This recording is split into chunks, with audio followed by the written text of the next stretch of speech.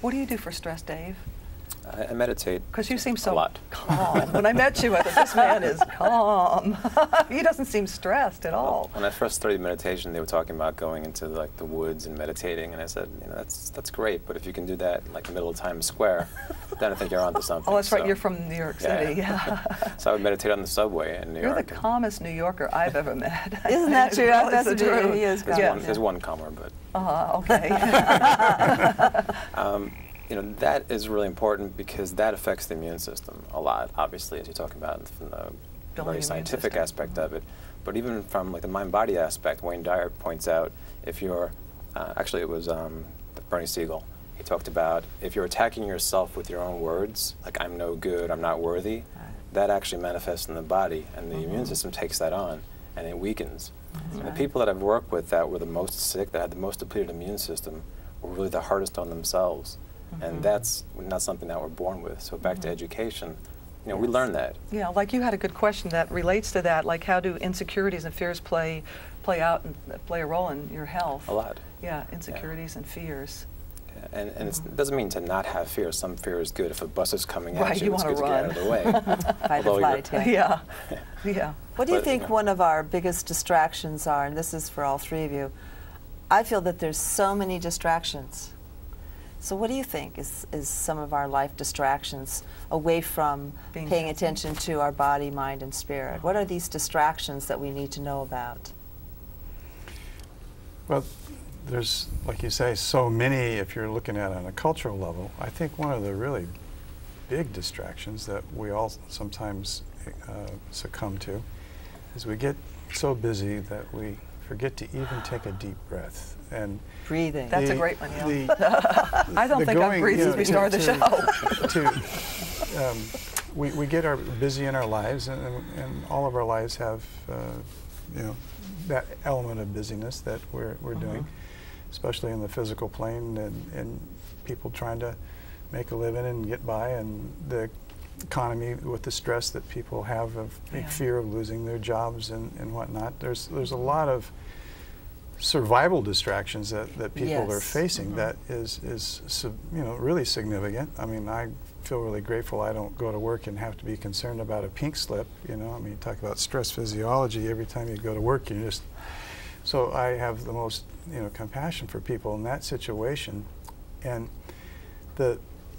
some of the things that you've talked about with the television and with the games, and it can be a distraction, can be through alcohol, drugs, sports, any of those things, but underlying all that is that there's within us that element that distracts us from just being, of going into feeling our presence, like you say, meditating, to be able to get to that place to where we can go into the quiet, irrespective of the madness and the craziness that's going on in our lives, to be able to just be quiet, go in, take a deep breath, and feel that presence that unites us all.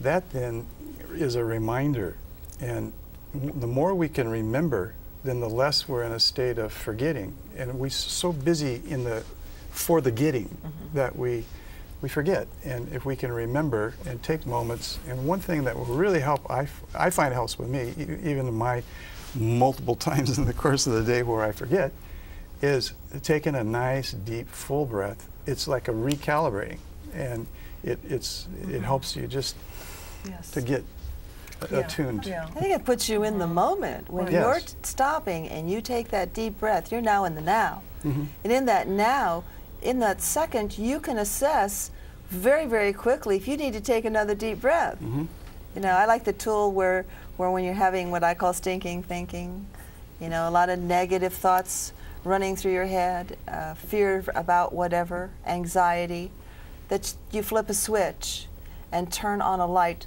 of the presence of life force over the top of you, and breathe for a few moments in that, and you would be, I really feel strongly about the demonstration of that with my clients, so that they can experience it, so that it becomes a habit to help them manage what's going on out there, you know, and how they're reacting to it, correct? Yeah. The main culture is not supporting the spaciousness of each moment that we need to be yes. well. There you go. And it's getting, yeah. it is a big, it's a huge cultural phenomenon. Yes, yeah. And this is now being supported by more and more technologies that also distract us. So that, you know, where we are checking emails all day on palm devices and electronics, and electronics, and there's there's stimuli coming from so many different directions. That's a big one. And 360, really, when you think about it. To create a subculture in one's home for one's family, that is something that can outweigh this mainstream culture. We've got to shut the machines off. We've got to check the email twice a day instead of 125 times a day. We've got to get the televisions out of the living rooms. We've got to educate ourselves about what it takes to create this. And it's and dangerous. Get the children off the computers and out in after fresh they've air. done their homework. And also off of texting, because what they don't understand, the parents don't understand, is the electromagnetic waves coming off of all of those devices are affecting the brain that's still developing until they're 20, I think 23 or 24 years old.